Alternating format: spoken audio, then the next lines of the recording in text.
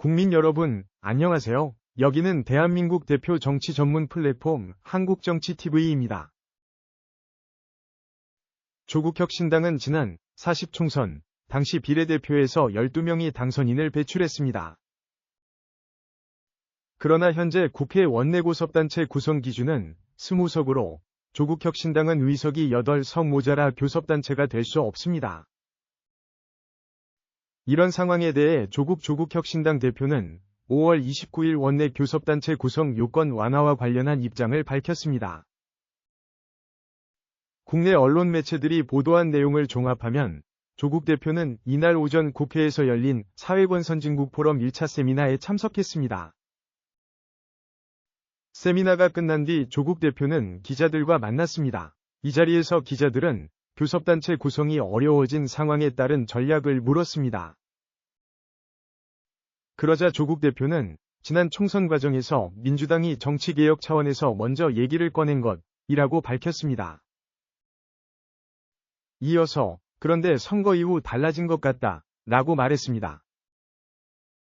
이렇게 조국 대표가 더불어민주당의 태도 변화를 콕 집어서 언급한 것은 이번이 처음입니다. 조국 대표는 여러 차례 말했지만 교섭단체 요건 완화를 저희가 먼저 요구한 바 없다고 주장했습니다. 그리고 민주당이 정치개혁 차원에서 먼저 얘기를 하신 것이다 라고 말했습니다. 이어서 그 당시 김민석 민주당 상황실장, 홍익표 전 원내대표가 얘기했고 김동연 경기도지사도 10석으로 낮추자는 말을 먼저 했다 라고 설명했습니다. 그러면서 그런데 선거 이후에 달라지신 것 같다. 직접 논의는 안 해봤지만 그렇게 보인다 고 했습니다. 조국 대표는 또 저희는 원내 교섭단체가 되지 않더라도 할 일이 매우 많다고 주장했습니다.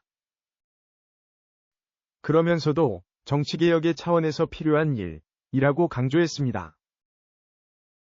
조국 대표는 조국혁신당이 교섭단체가 되냐 안 되냐의 문제를 떠나서 이건 유신의 잔재다 라고 말했습니다. 그리고 유신 전에는 10석이었는데 박정희가 20석으로 올린 것이다 라는 주장을 내놓았습니다. 이어서 원위치 되는 건 우리나라 민주화를 위해 반드시 필요한 일이라고 강조했습니다. 한국정치TV는 국내 최초로 탄생한 중립적, 객관적, 과학적, 불편부당한 독립정치 미디어입니다. 여러분의 구독과 알림, 자발적인 후원은 채널의 제작과 운영에 큰 힘이 됩니다.